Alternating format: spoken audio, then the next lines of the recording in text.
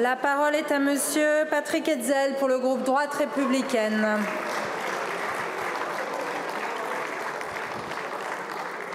Merci beaucoup, Madame la Présidente. Ma question s'adresse à Monsieur le ministre chargé de la Santé. Comme vous le savez, avec mes collègues de la droite républicaine, nous défendons deux valeurs cardinales. La restauration de l'autorité de l'État d'une part et la défense du travail face à l'assistanat d'autre part. Monsieur le ministre, la France qui se lève tôt ne doit pas être oubliée.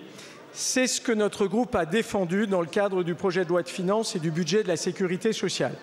Monsieur le ministre, pour valoriser ceux qui travaillent, il faut également lutter efficacement contre la fraude qui fragilise notre modèle social.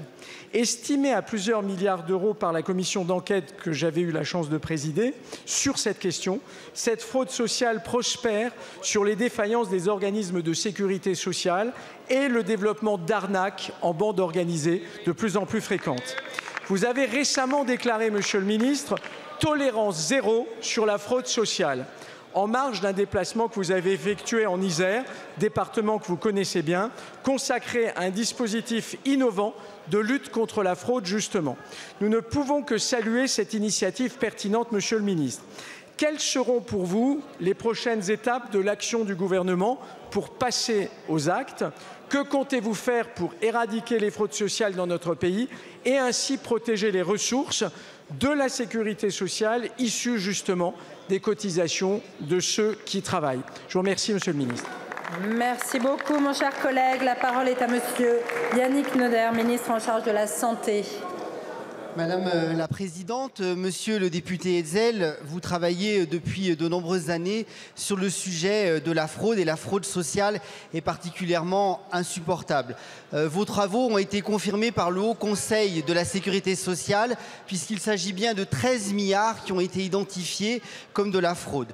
Nous avons, avec Éric Lombard et Amélie de Montchalin, estimé à peu près le chiffre de 900 millions à 1 milliard de fraudes que nous pourrions récupérer. Chaque euro récupéré en fraude est un euro de plus pour la santé des Français. Donc nous souhaitons effectivement poursuivre notre action en faveur de la fraude en formant 450 cyber-enquêteurs qui seront localisés, comme vous l'avez évoqué, au niveau de la caisse primaire d'assurance maladie de Grenoble, mais également au niveau de Paris, au niveau de Marseille, au niveau de Blois, au niveau de La Rochelle et au niveau de Lille pour pouvoir lutter efficacement contre la fraude, de pouvoir aussi, en travaillant avec le ministère de l'Intérieur, Bruno Retailleau, et le ministère de la Justice, Gérald Darmanin, associer procureur de la République, forces de police, forces de gendarmerie, avec nos caisses d'allocation familiale, nos caisses primaires d'assurance maladie, pour que tous les revenus qui sont illicitement engrangés puissent être récupérés,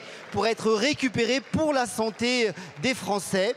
Et nous mettrons également dans le futur PLFSS 1 milliard d'euros pour sécuriser les cartes vitales, comme cela avait déjà été annoncé. Merci à vous. Merci beaucoup, Monsieur le ministre. Monsieur le député. Merci Madame la Présidente. Monsieur le ministre, merci à vous. Un autre point extrêmement important, c'est la dématérialisation des ordonnances. L'Espagne est allée sur ce sujet il y a quelque temps. On peut économiser de l'ordre de 500 à 600 millions d'euros par an également avec un tel dispositif. À quelle échéance votre ministère sera-t-il en mesure de généraliser ce dispositif? Je vous remercie. Merci beaucoup. Monsieur le ministre.